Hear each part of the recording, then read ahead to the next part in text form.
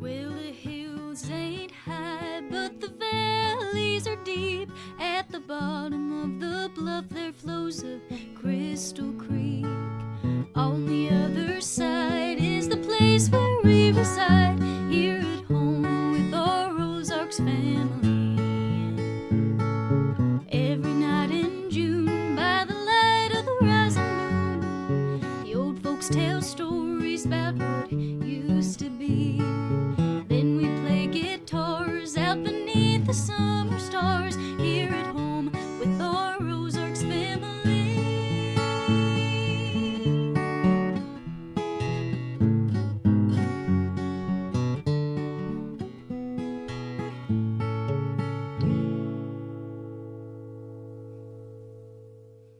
Hello, and welcome to the Ozarkian Folk Chronicles, a celebration of Ozarks folktales and folk tellers, the profane, the profound, and the preposterous.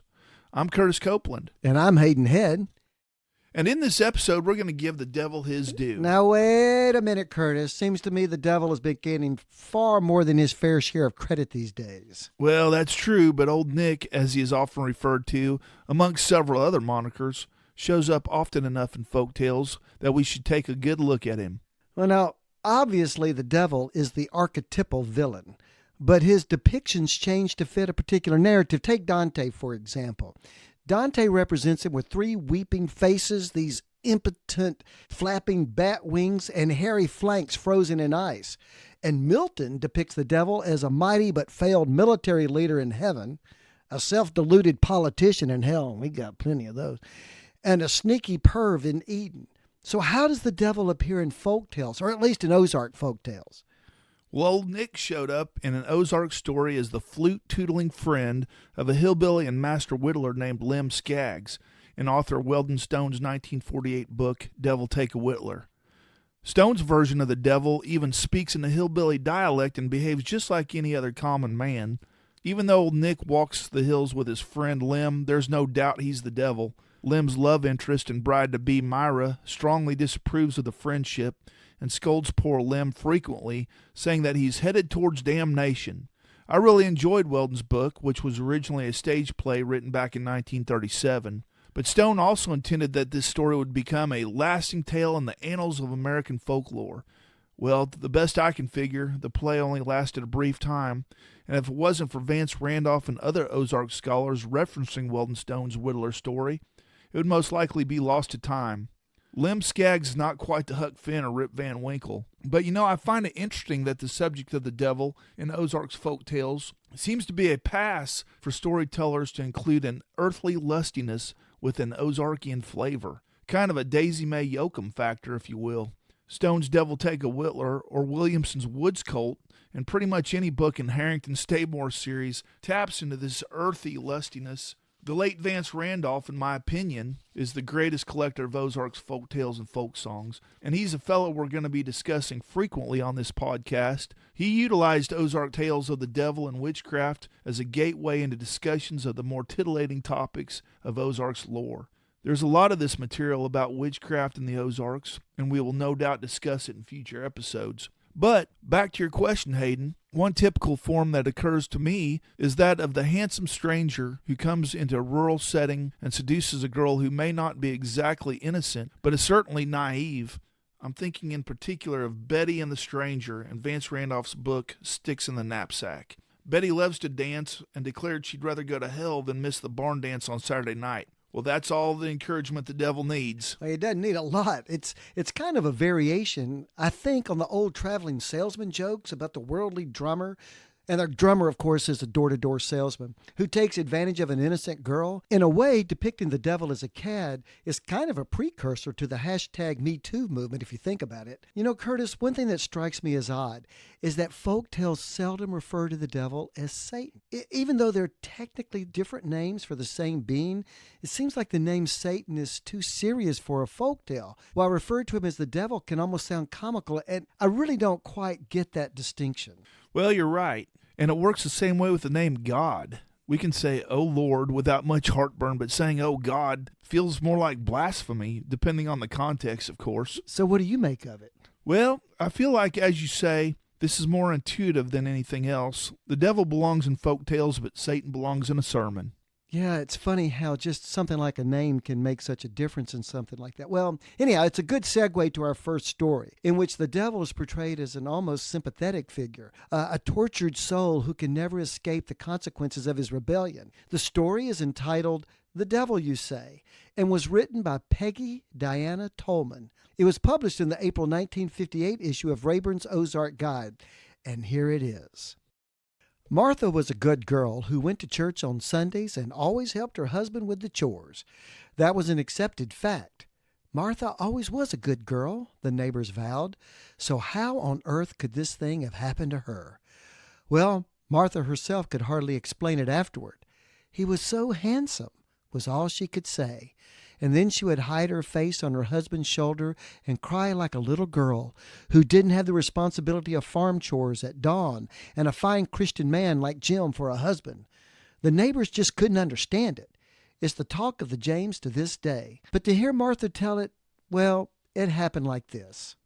She had just finished doing the supper dishes, and the moon was peering through the kitchen window on the night of the James River Jamboree. Folks later blamed it all on the moon. The James River moon that sets the feet a-dancing and wakens restless souls who should be asleep.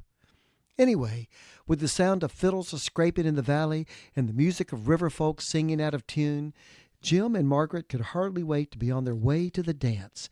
It was the old-fashioned Ozark Jamboree, and white-haired Uncle Jed knew how to call the numbers in the old-time way. It was the main square dance of the year, an event much talked about along the river. Fiddles always stole the show when it came to music. That is, they did until the dark-eyed stranger from nowhere showed up with a battered harp. Martha said later that she heard the harp just as the moonlight shone in at the kitchen window. It sounded sad, like the wail of a miserable soul, she vowed. It was something like fiddle music, and it made the body cry. She and Jim had hurried to the dance, rowing across the river in the moonlight, following the music that spilled from the open windows of Uncle Jed's rickety cabin. The fiddles were just tuning up for a chorus of Skip to My Lou when the stranger appeared at the door, the battered harp in his hand. It wasn't a mouth organ or a mountain juice harp, but a golden concert harp with strings. The kind you play in big cities and people pay to hear. One of them Opry harps, the river folks called it. But this one was battered and smudged as though it had been through fire and blackened by smoke and soot. All the dancers and the fiddlers stared curiously. Then Uncle Jed spoke. "Welcome, stranger, whoever you be," he greeted. "Come on in and—" His voice trailed off as he noticed the blackened harp. "What's that you got under your arm there?" he asked. "Reckon I never seen a contraption like that." The visitor smiled slightly and stepped into the room. "It's a harp," he explained, and took a seat by the door. "Mind if I look on?" Nobody minded. And the dance began. The man with the harp sat listening quietly as the fiddles played one gay tune after another. Oh, Joe Clark, Cindy, and Cotton-Eyed Joe. Finally, he stood up. The music stopped as everyone in the room turned towards him. Hesitantly, he ran his fingers over the harp strings, testing them, and a long, heartbroken screech came forth. Several of the dancers tittered, but the stranger didn't seem to hear. Fingers shaking lightly, he tried the strings again. This time a different sound escaped from the rusted heart of the harp, and everyone listened, hardly daring to breathe. A madman was playing a tune made of moonlight, filled with the strangeness of sky and stars. "It was a tune to make the shivers run up and down my spine," Martha recalled later. "It was the same song I heard through the kitchen window." Hardly knowing what she did, she rushed to the stranger and took his hand so that he could no longer play the harp. "Don't! Oh, please don't!" she pleaded, eyes brimming with tears. "It's too sad to hear, and it will be the death of you."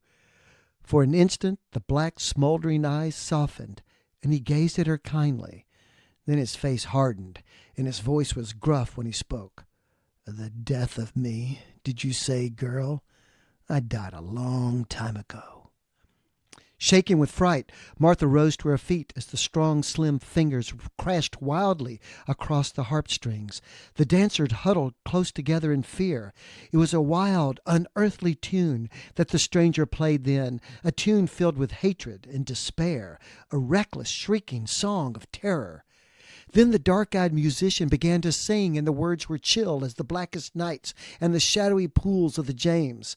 Suddenly a sound like sobbing broke from the throat of the wretched player.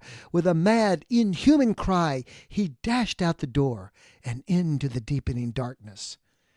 Martha moaned at this, a sharp little cry of pity.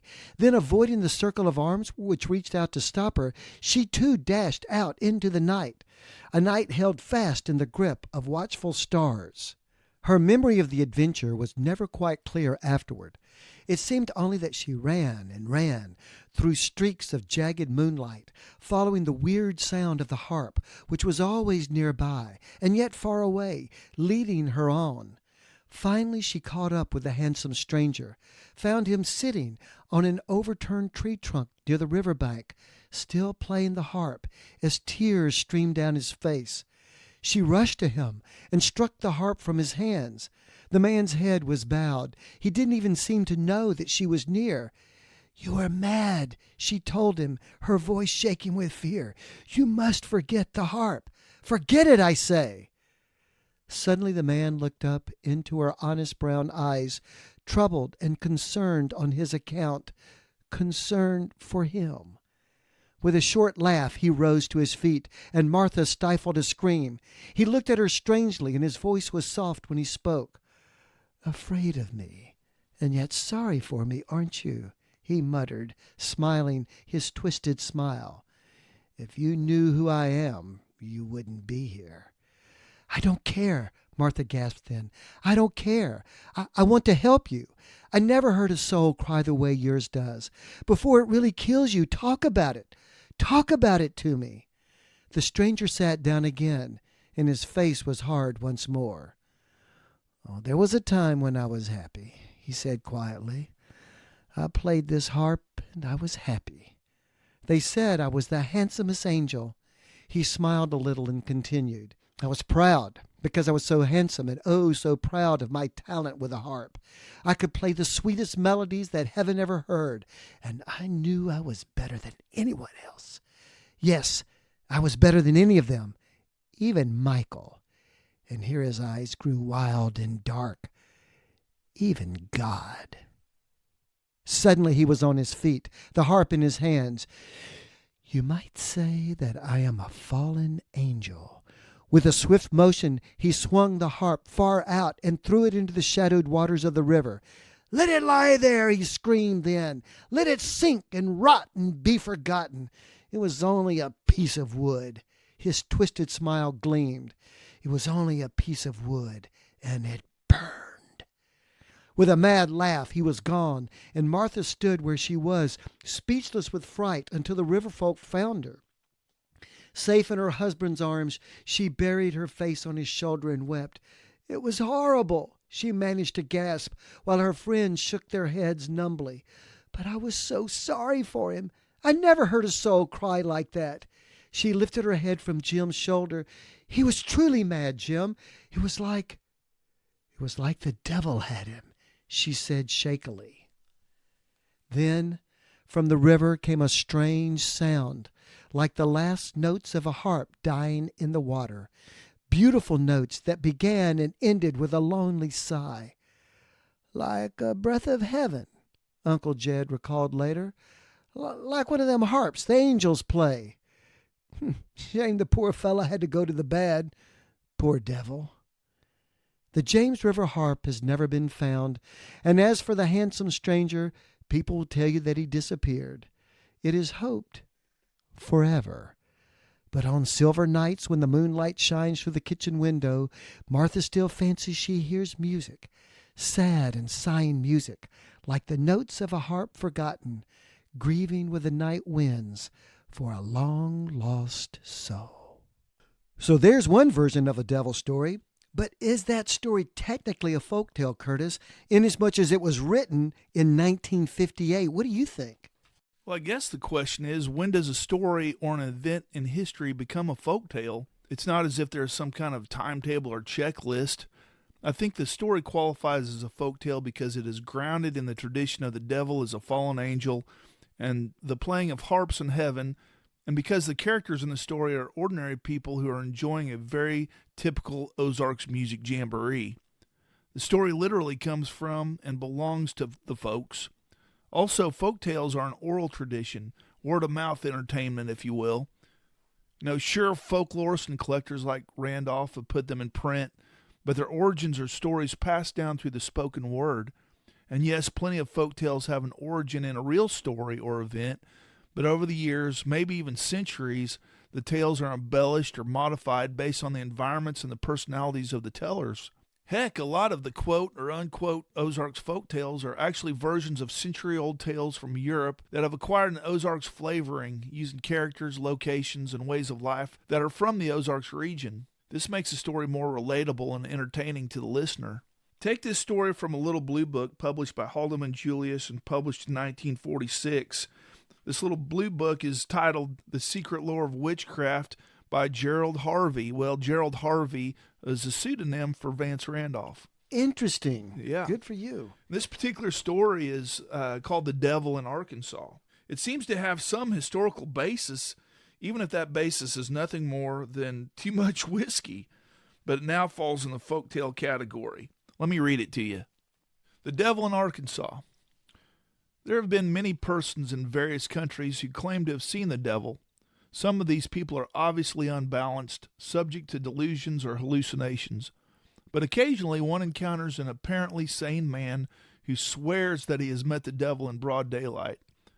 There is this tale of an old farmer who has told his friends that he saw the devil walking along in the snow.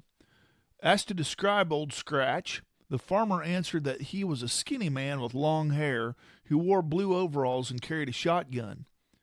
"He looked just like any common ordinary feller," said the old man wonderingly. "But how did you know it was the devil?" somebody inquired. The old man looked fearfully around, then leaned forward to whisper, "He never throwed no shatter. He didn't leave no tracks." Well, about 1800, it is said, the devil appeared to a couple of young men at a pioneer settlement called Kintertown in eastern Arkansas. This was first made known in a pamphlet entitled Surprising Account of the Devil's Appearing to John Cheseldon and James Arkins. The pamphlet is rare now, but it was reprinted in the Golden Book magazine, March 1926. There are several versions of the tale, and the one which follows is condensed from a newspaper account entitled The Devil in Arkansas by Fred W. Alsop.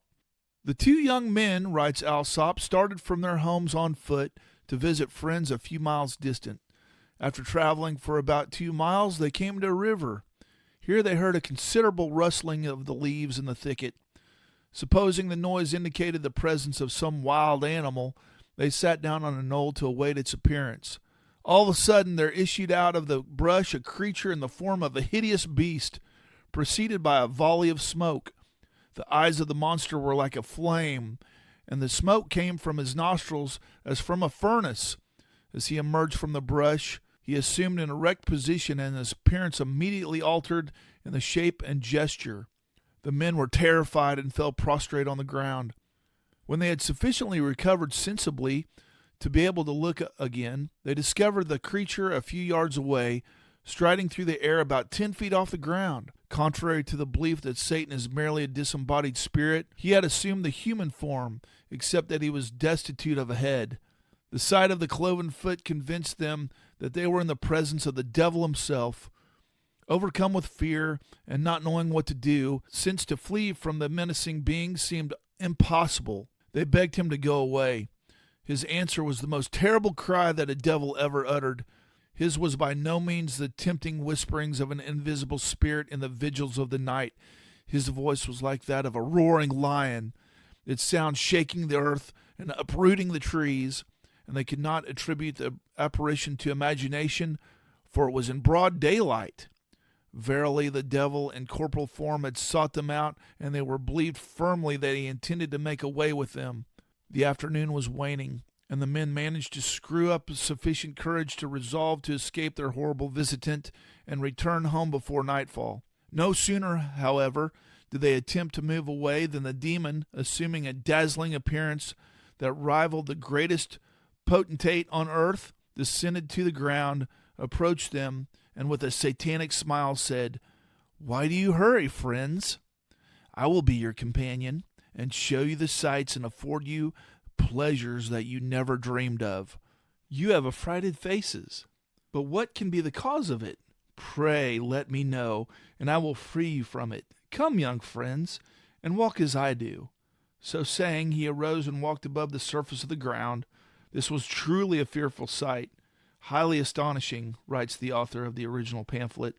The men hastened along, and the demon, again descending to their level, accompanied them until they arrived within 100 yards of their habitations.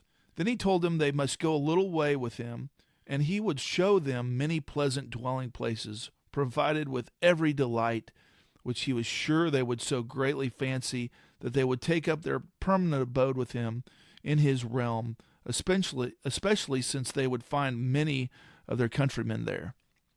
Under his spell, the men were forced to go with him, but they had no desire to go to what they believed was the infernal region, and one of them answered, "My business being of such a nature, it renders it impossible for me to attend you to this delightful place, and therefore I must beg you to let me and my companion pass until some other season and more convenient opportunity." This speech greatly incensed the monster. Catching the man by the hair of his head, he said with a horrid cry, "What? You young upstarts dare disobey my all-powerful will? Where were you when Adam and Eve in their innocence stood in paradise? Why did they not disobey my will?" Saying this, he set the man at liberty, but not without taking out at least half of the hair in his head and wounding him in many parts of the body. The sun had set, and the men were far from home. They never expected to see kindred or friends again, and Arkins was facing death from his wounds. "Who will relieve me of my agonies?"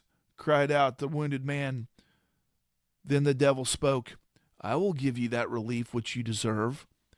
He mounted a large rock upon which he materialized the perfect form of two persons, both lying prostrate. One lay like a man expiring, and uttered piercing groans.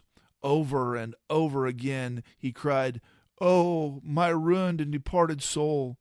The other form, larger than a man, was black in the face and had cloven foot. His gestures were almost horrible. The man-like creature seemed to end his struggles by dying, and there evaporated from his body a likeness of him, which seemed to be composed of pure air, and which kept in motion for some time. At length the prostrate form rose again, with terrible aspects, and stood upon his feet. He stepped up to the edge of the rock and extended his two arms to receive the form in the air, which gradually moved toward him, though seemingly with resistance, until his arms touched it.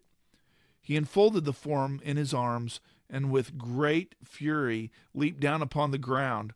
When his feet touched the earth, it gave way for a space of 2 rods in circumference, and sank downwards, leaving a cavity into which he descended with the body in his arms. In the hollow place there appeared to be melted minerals and brimstone, dreadful to behold, in which both remained for some time. Then the one with the cloven foot came out of the hole, leaving behind the other, who uttered terrible muffled shrieks. He of the cloven hoof returned to the rock and touched it with one hand.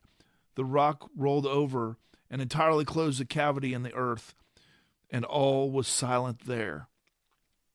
After the enactment of this dreadful scene, the devil terrified the 2 men by assuming many frightful shapes, one after another.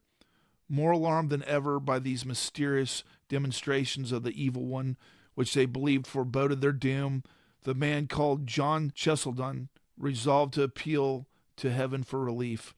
He fell upon his knees and cried out with a loud voice for him who made the heavens not to suffer him, and his companion to be destroyed by this fallen angel. His prayers were miraculously answered, for upon the tyrant's hearing these supplications, he vanished out of sight. Cheselden took Arkins upon his back. The man was so badly wounded that he could not walk, and arrived safely at Kintertown on the same night. The mysterious and harrowing experience was related to the wondering people of the town, and has been the subject of discussion in that region to this day. Many believe the men had suffered an hallucination developed through the intense emotion, or perhaps in the state of alcoholic intoxication. But they persisted in solemnly declaring that their story was no product of the imagination, and Arkins had his wounds as an exhibit to prove his contention. They, at least, believed that this was the experience they related was an actual reality. Well, now, Curtis, that's quite a story. What do you make of it? Oh, I think I'm going to have to go with the state of alcoholic intoxication. I think you're right. I mean, that's a lot of work on the part of the devil for two guys that are lost in the woods. He ain't got time for that. No, absolutely not. He's got lots of destruction to wreak and havoc and, a lot of effort. Yeah, but, it's interesting that this particular story at some point made the news, You're right. That is interesting. It must have been a slow news day in Kintertown, Arkansas. You don't think people were more gullible back then than they are now, do you? Well, I think they're much more suspicious. I think you're right. And superstitious. Well, they're more superstitious. Yeah. I think we're just as gullible. We just believe more different outrageous things. Right. Or something. Exactly. Well, listen, do we have time for one more short story?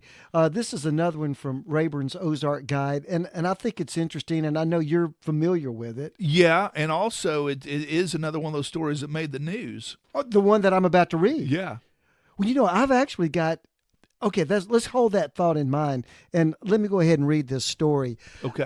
It's called The Devil's Picture, and this is a true story, apparently, from what I can tell. Yeah. Oh, yeah. Yeah. For sure. So it's from, as I say, Rayburn's Ozark Guide. This is the summer-July 1956 issue, and it's written by a fellow, George T. Long. Okay. All right. This is a long-delayed confession. It started from a joking remark with no thought of it being taken seriously. Sometime in the middle 1890s, I believe it was 1896, and in November or December, the Methodist Church South at Fair Grove in Greene County, Missouri, had a pastor named Buckner. He held a revival assisted by a Reverend Plummer. This Reverend Buckner was very vehement in his preaching. He seemed to want to stir up emotion. But we sinners were not much impressed and not at all excited. The call to the mourner's bench got little results. One night, Brother Buckner preached a rousing sermon. It was the last night of the revival. The house was jammed full of folks, but he got no response. I sat with a group of boys, all about 16, in the rear of the room. The preacher asked all who wanted to go to heaven to stand. Well, naturally, almost everyone rose. But the boy next to me did not stand in spite of my pulling at him. Now, had Brother Buckner stopped there, the whole deal might have been headed off. After the congregation sat down, Buckner asked all who wanted to go to hell to stand up. My companion jumped up, full of devilish mischief, in spite of all I could do to hold him down. Of course, everyone was shocked at his audacity.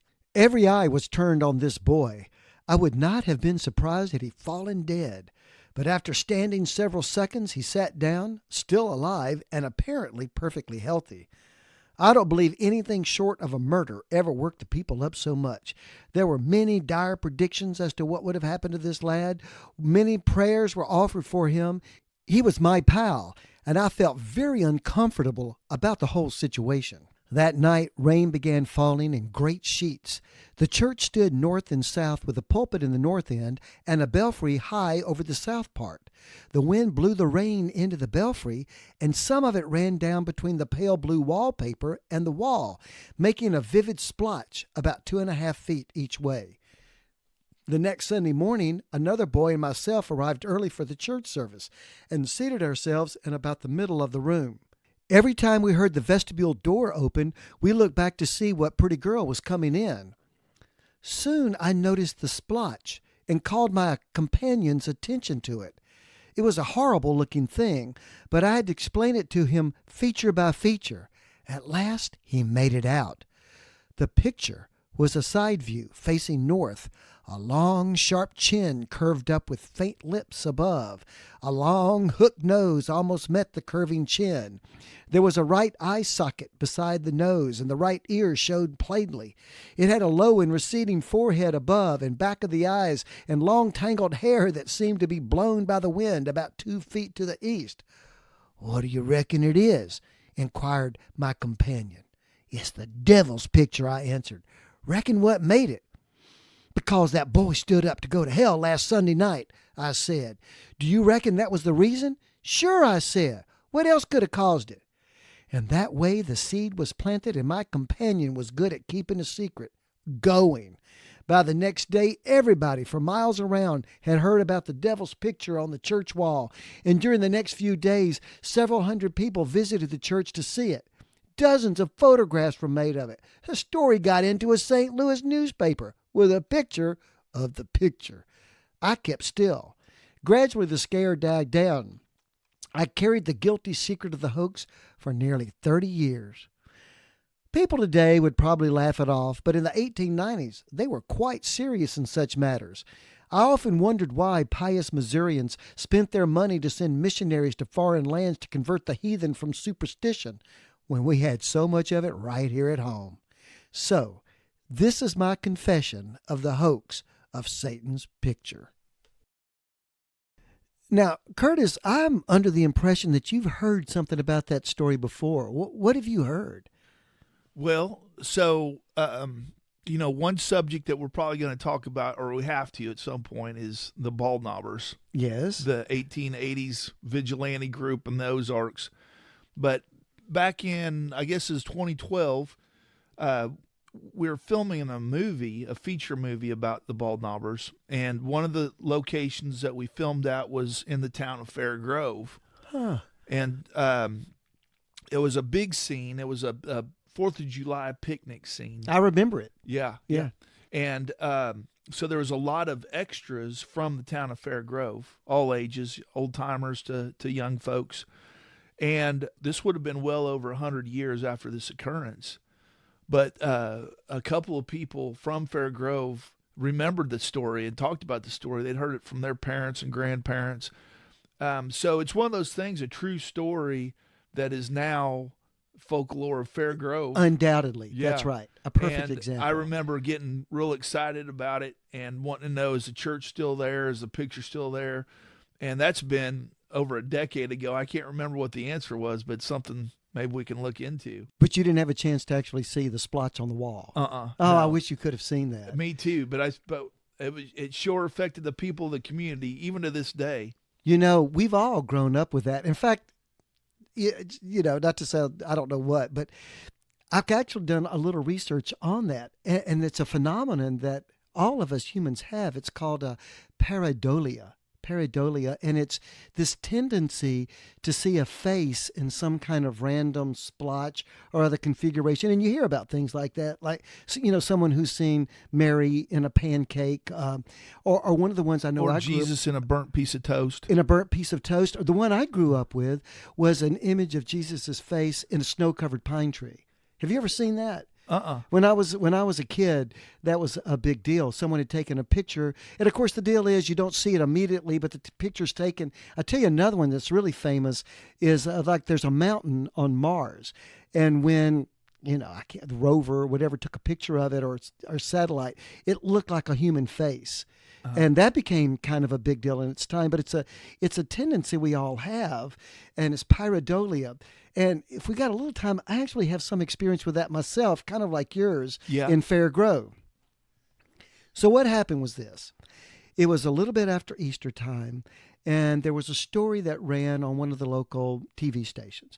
It was about a church either in Joplin or outside of Joplin, and this church was having an Easter service, and for it they had done this dramatic production, and they had like a cave and a scene in the resurrection where the light comes on, and then apparently when you looked at it, it looked as if an apparition, if you will, of Jesus took place.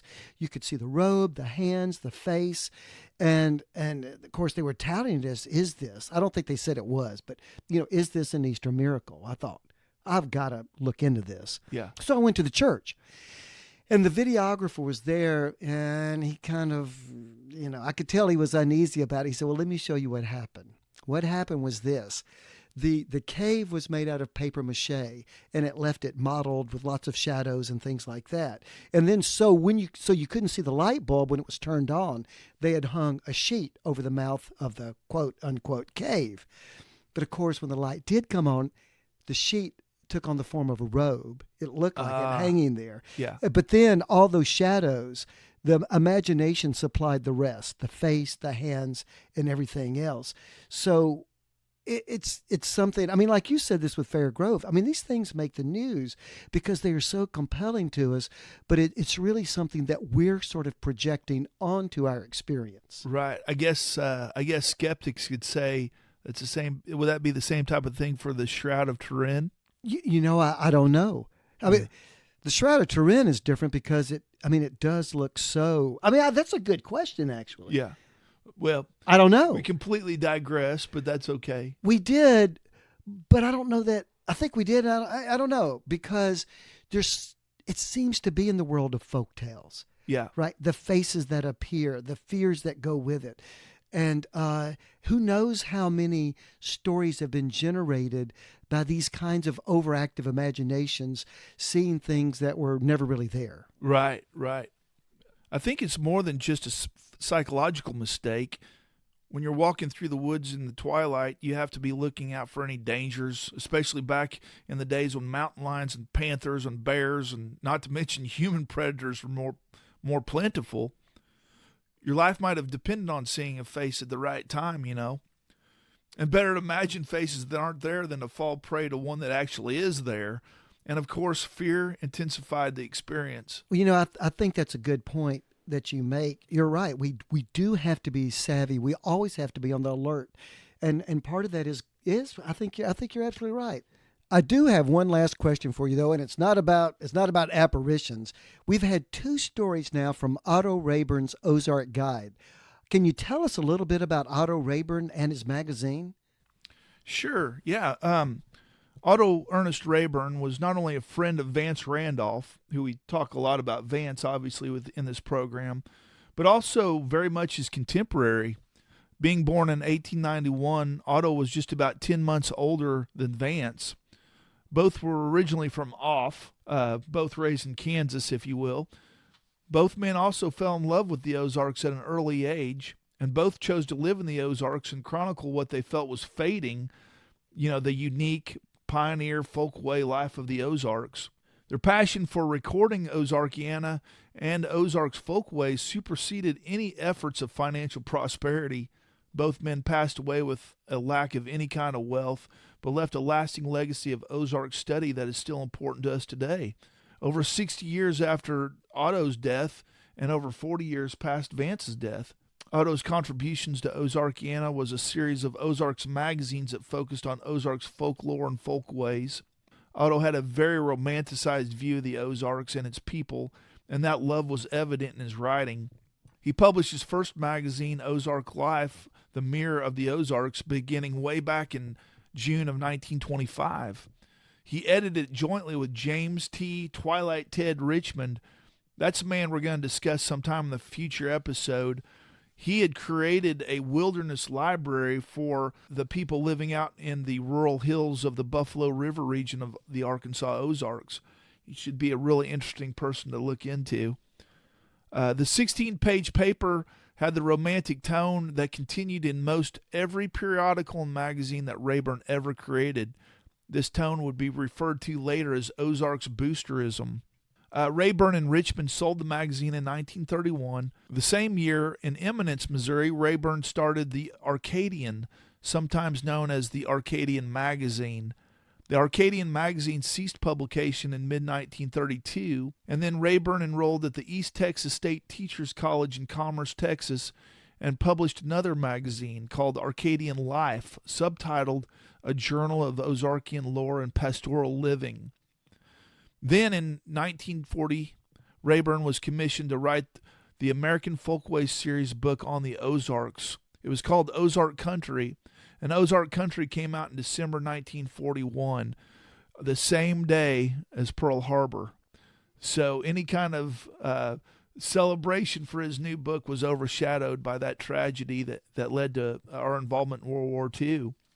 In 1943, Otto started another magazine called Ozark Guide, and Ozark Guide would be by far his most successful periodical. In 1945, he retired from teaching and moved to Eureka Springs, where he opened Rayburn's Book House. In Eureka Springs, he gave guided tours, he sold real estate, and managed the annual folk festival in addition to publishing the Ozark Guide. He published the Eureka Springs story in 1954 and his autobiography in 1957. I will say that, Otto, I've just like Vance Randolph, I've got a great respect for what his collections and what he provided for us.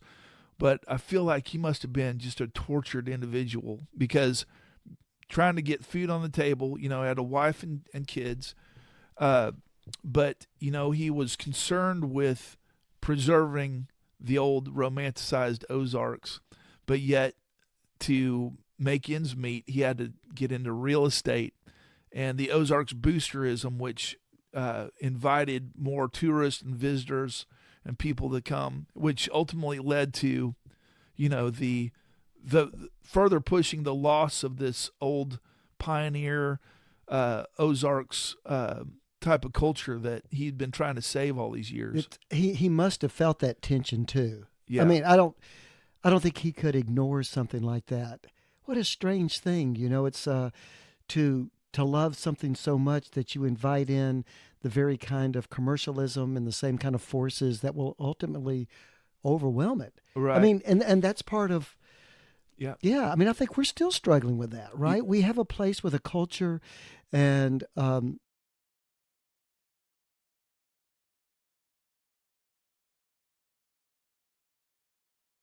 folklore, and it is all but gone. Well, a term that I hear a lot these days, as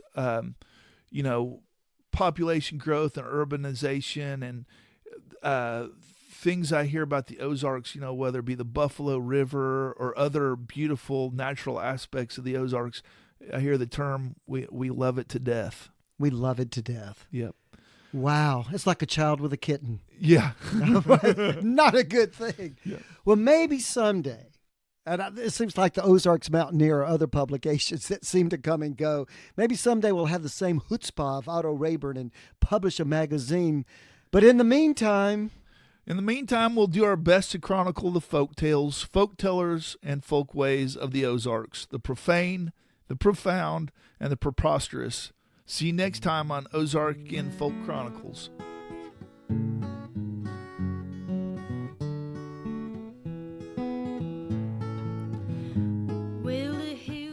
Finally, we would like to give credit where credit's due to the sources for research for our episode. We relied on the Encyclopedia of Arkansas, which is sponsored and put together by the Central Arkansas Library System. Again, Rayburn's Ozark Guide, the Haldeman Julius Publishing Company in Girard, Kansas, and an article by Ethel C. Simpson published in the Arkansas Historical Quarterly entitled Otto Ernest Rayburn, an Early Promoter of the Ozarks. This bibliography and other sources will be on the website. Check them out when you get a moment.